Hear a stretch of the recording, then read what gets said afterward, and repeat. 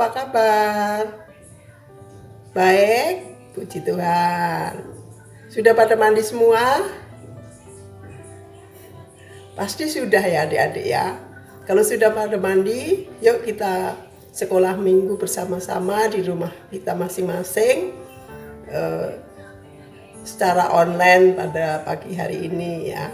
Sebelumnya Tante ajak kita semua untuk berdoa. Tante akan pimpin dalam doa. Ya, mari kita berdoa bersama-sama. Allah Bapa kami yang bertata di dalam kerajaan surga, sungguh bersyukur Tuhan atas pemeliharaan Tuhan sepanjang hidup kami. Kami mengucap syukur Engkau sudah melindungi kami sepanjang malam, sehingga Engkau membangunkan kami pagi hari ini dengan keadaan baik. Saat ini Tuhan kami mau belajar firman-Mu. Kami mohon pimpinan Roh Kudus-Mu Tuhan, supaya kami boleh mengerti firman yang akan kami pelajari pada pagi hari ini, supaya kami sungguh-sungguh menjadi anak-anak Tuhan yang baik. Kami menyerahkan Tuhan waktu ini ke dalam kasih kuasa-Mu. Inilah Tuhan doa permohonan kami panjatkan hanya di dalam satu nama, Tuhan kami Yesus Kristus. Amin. Menyanyi bersama-sama, memuji Tuhan bersama-sama yuk.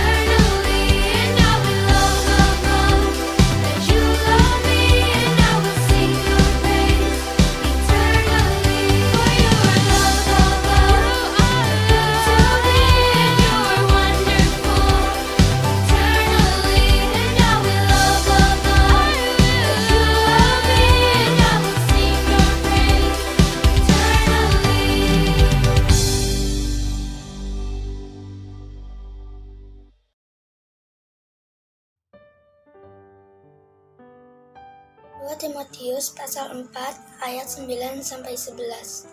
Pesan terakhir. Berusahalah supaya segera datang kepadaku, karena Demas telah mencintai dunia ini dan meninggalkan aku. Ia telah berangkat ke Tesalonika, Krescens telah pergi ke Galatia, dan Titus ke Dalmatia. Hanya Lukas yang tinggal dengan aku. Jemputlah Markus dan bawalah ia kemari.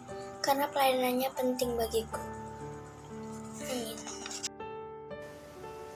2 Timotius 4 ayat 12 sampai 14. Tikikus telah kukirim ke Efesus. Jika engkau kemari, bawa juga jubah yang kutinggalkan di Troas, di rumah Karpus, dan juga kitab-kitabku, terutama perkamen itu.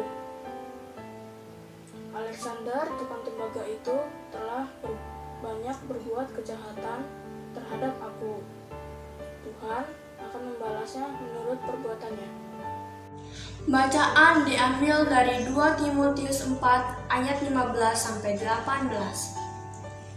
Hendaklah engkau juga waspada terhadap dia, karena dia sangat menentang ajaran kita. Pada waktu pembelaanku yang pertama, tidak seorang pun yang membantu aku. Semua meninggalkan aku. Kiranya hal itu jangan ditanggungjawabkan atas mereka. Tetapi Tuhan telah mendampingi aku dan menguatkan aku, supaya dengan perantaraanku Injil diberitakan dengan sepenuhnya dan semua orang Yahudi mendengarkannya.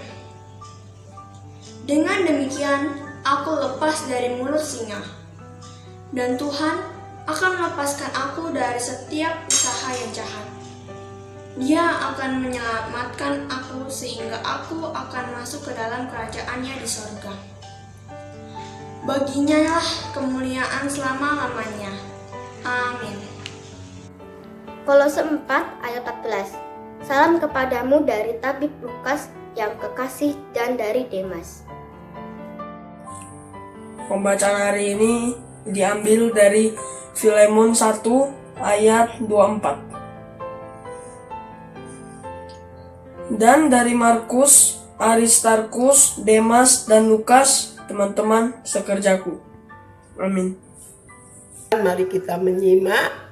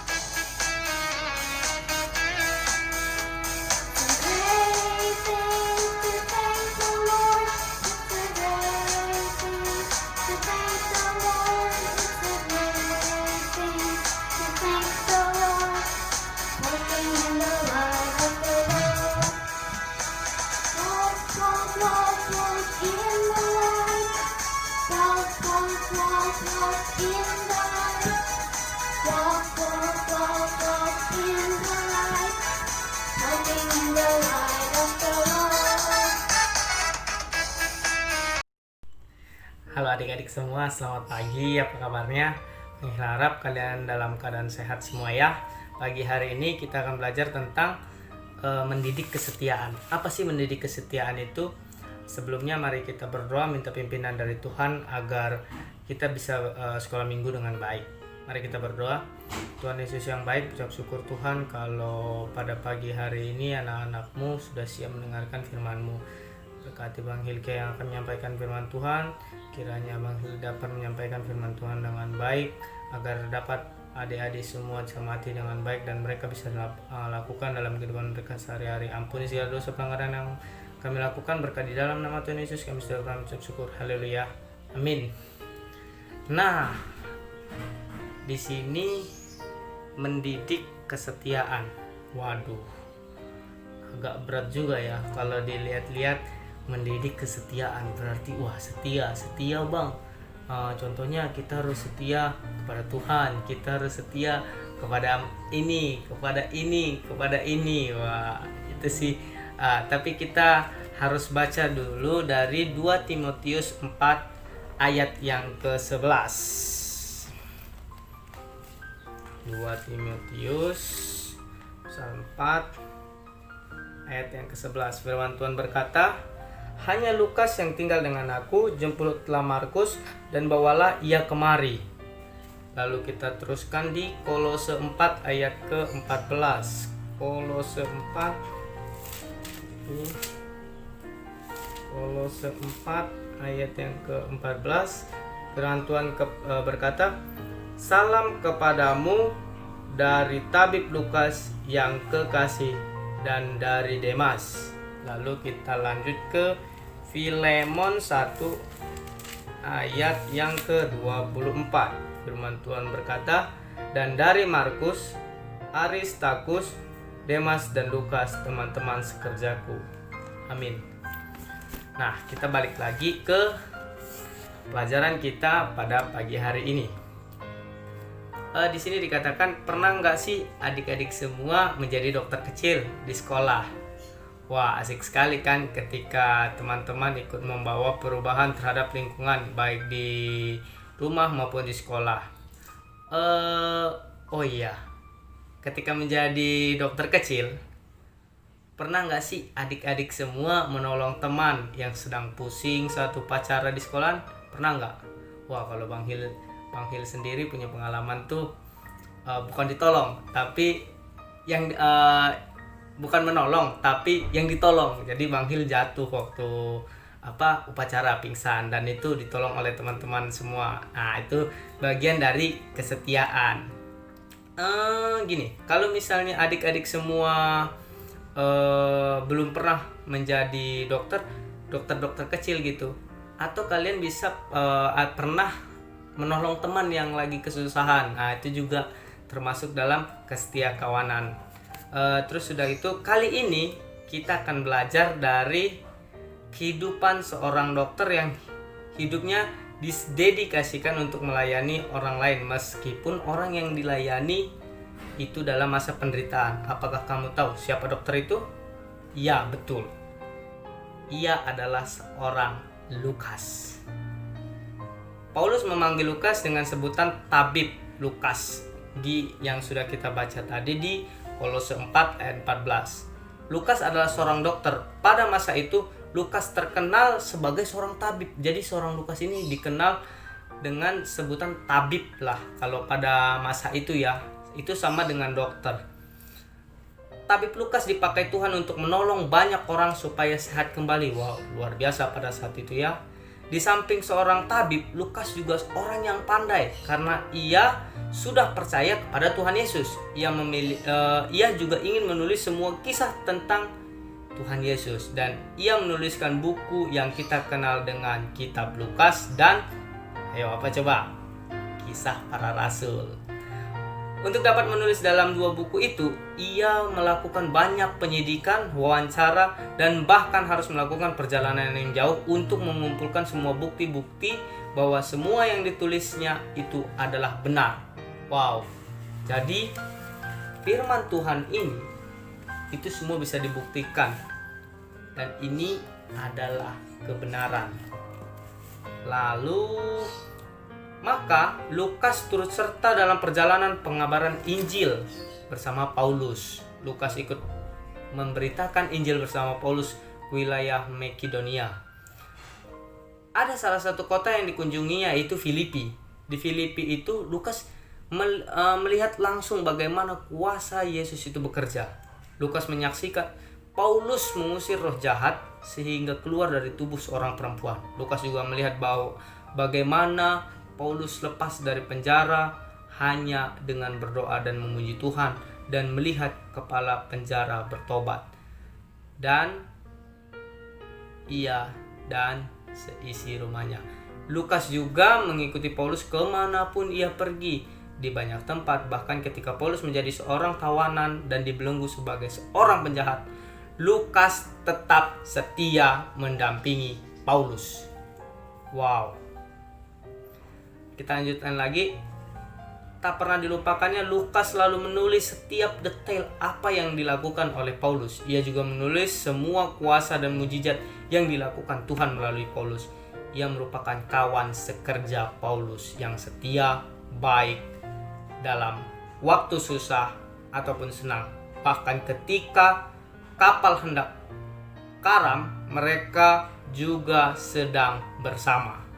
Paulus sangat mengasihi tabib Lukas. Lukas kawan sekerja yang sangat baik bagi Paulus. Suatu hari ketika Paulus menulis surat kepada Timotius, Paulus bercerita bagaimana sikap teman-teman Paulus yang sebelumnya bersama-sama dengan Paulus, seperti Demas yang telah mencintai dunia dan meninggalkan Paulus ketika ia dipenjara, Krekes telah pergi ke Galatia, dan Titus Dalmatia. Bahkan Alexander si tukang tembaga malah berbuat jahat kepada Paulus. Hanya Lukas yang tinggal dengan aku. Demikian Paulus curhat kepada Timotius. Di saat akhir kehidupannya, Lukas sebagai dokter selalu setia menemani Paulus. Ia selalu memperhatikan keadaan Paulus sampai akhir kehidupan Paulus. Dengan tinggal bersama Paulus, Lukas telah belajar kehidupan Paulus yang setia melayani Tuhan. Meskipun dalam penderitaan, Paulus telah mendidiknya dengan menjadi pelayan Tuhan yang setia melakukan tugas sesuai talenta dan kemampuan, setia melayani Tuhan walaupun banyak tantangan dan kesulitan. Maukah adik-adik semua menggunakan kemampuan talenta yang diberikan oleh Tuhan untuk melayani Tuhan? Wow, dari kisah Lukas ini kita bisa belajar banyak bahwa menjalin sebuah pertemanan itu harus terima dalam keadaan susah maupun senang. Maka itu bisa dikatakan sahabat sejati, setia menemani di saat adik-adik susah, setia di saat adik-adik sedih, di saat adik-adik senang. Dan ada satu nama yang selalu setia dalam kehidupan adik-adik, yaitu siapa coba? Tuhan Yesus itu sendiri. Wow. Jadi adik-adik semua, kita belajar dari Lukas ini ya. Dia sangat setia dengan Paulus. Kemanapun Paulus pergi, dia ikut. Kemanapun Paulus mengabarkan Injil, dia ikut. Bahkan sampai Paulus pun sakit, dia terus menjagai dia. Jadi kesetiaan itu mahal harganya dan tidak bisa digantikan oleh apapun. Jadi adik-adik semua, Bang harap satu komitmen yang harus adik-adik pegang, yaitu setia dengan Tuhan Yesus. Ya, mungkin itu aja yang bisa Bang Hil sampaikan untuk firman Tuhan pada pagi hari ini. Sekian, terima kasih. Dadah.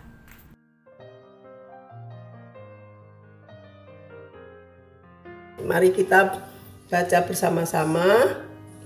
1, 2, 3. Ucapan syukur atas kasih karunia Allah.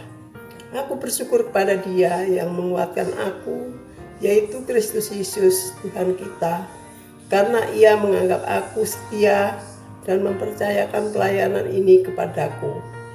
Amin. Tuhan Yesus yang baik, terima kasih Tuhan kalau adik-adik ini sudah selesai melaksanakan sekolah minggu mereka secara online. Kiranya apa yang dipelajari mereka pada pagi hari ini mereka dapat terapkan dalam kehidupan mereka sehari-hari. Ampuni segala dosa pelanggaran yang kami lakukan, berkat di dalam nama Tuhan Yesus kami sudah berucap syukur. Haleluya. Amin. Selamat pagi, Tuhan Yesus memberkati.